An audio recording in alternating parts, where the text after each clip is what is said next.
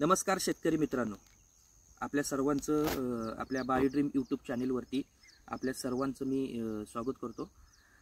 आज मी ऊसाच्या बाबतीत तुम्हाला काही गोष्टी सांगणार आहे, कारण का बरेच शेतकरी ज्यावेळेला ऊस लागण करतात त्यावेळेला एक प्लॅनिंग केलं जातं की मला एकरी 80 टन काढायचं आहे किंवा 100 टन काढायचं किंवा मला 120 टनापेक्षा जास्त उत्पादन काढायचं आहे। पण हे ज्या पद्धतीने ते प्लॅनिंग करतात पण त्याच्यामध्ये काही गोष्टी चुकीच्या होतात, त्या कदाचित शेतकऱ्यांच्या ते निदर्शनास येत नाही। ते निदर्शनास आणण्याचं काम मी आज इथं करणार आहे। तर हा व्हिडिओ शेवटपर्यंत बघा आणि जास्तीत जास्त लोकांना शेअर करा। अजून जर आपल्या यूट्यूब चॅनलला तुम्ही सबस्क्राईब केलं नसेल, नवीन असाल तुम्ही, तर आपल्या बायोड्रीम यूट्यूब चॅनलला सबस्क्राईब करा। तर शेतकरी मित्रांनो, तर आपल्या शेतकरी ज्या वेळेला ऊसाची लागण करतो त्यावेळेला शेतकरी खूप चांगल्या पद्धतीनं शेताची मशागत करतो, खताचं खूप चांगल्या पद्धतीने व्यवस्थापन केलं जातं। त्याच्यानंतर रोप लागण करताना रोपं खूप चांगल्या पद्धतीनं चांगल्या रोप वाटिकेमधून सिलेक्ट करून चॉईस करून आणली जातात आणि ऊसाची लागण केली जाते। आणि शेतकऱ्याचं एक प्लॅन असतं की एका एकरमध्ये कमीत कमी 4.5 फुटाची जर सरी असेल तर 4,500 ते 5,000 साधारण 1.5 ते 2 फुटावर लावलं तर 4,500च्या आसपास रोपं बसतात। मग शेतकऱ्याचं कॅल्क्युलेशन शेतकरी नेहमी करतो की 4,500 रुपयात आपण वरली 500 जर सोडली, 4,000 जरी रोपं राहिली आणि त्या 4,000 मध्ये एका ठोंबाला जर साधारण 10 ऊस जरी आले आणि एका ऊसाचं वजन जर 3 किलो जर पकडलं तर साधारण 100 टन ते 120 टनापर्यंत आपण जाऊ शकतो। पण खरं तर तसं प्रॅक्टिकली तसं आपल्याला बघायला भेटत नाही।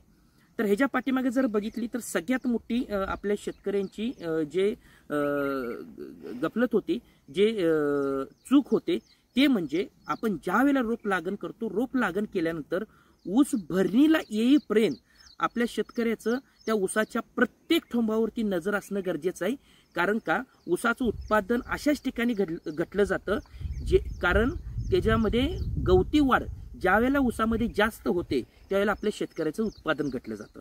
आता बऱ्याच शेतकऱ्यांना गवती वाढ हे लोकांना खरं तर काही शेतकऱ्यांना हे लक्षात येत नाही आणि त्याच्यामुळे गवती वाढ तसंच हे झाल्यामुळे तर होतं काय, ते जास्त वाढत नाही आणि न वाढल्यामुळे आपलं तिथं अवरेज काय होतं, इथं घटलं जातं। तर माझी सर्व शेतकऱ्यांना विनंती आहे, ऊस भरणीपर्यंत ज्या वेळेला तुम्हाला ज्या ठिकाणी तुमच्या शेतामध्ये गवती वाढ दिसलं की ती गवती वाढ हे तुम्हाला ते रोप तिथून काढणं गरजेचं आहे आणि लगेच तिथं दुसरं रोप लावणं गरजेचं आहे। कारण का गवती वाढ जर बघितलं तर मी तुम्हाला इथं दाखवणार आहे, मी इथं ऊसाच्या प्लॉटवरती आहे। तर गवती वाढ कशा पद्धतीनं असतं आणि कशा पद्धतीनं ओळखायचं हे मी तुम्हाला आज इथं सांगणार आहे। जरा पुढे या।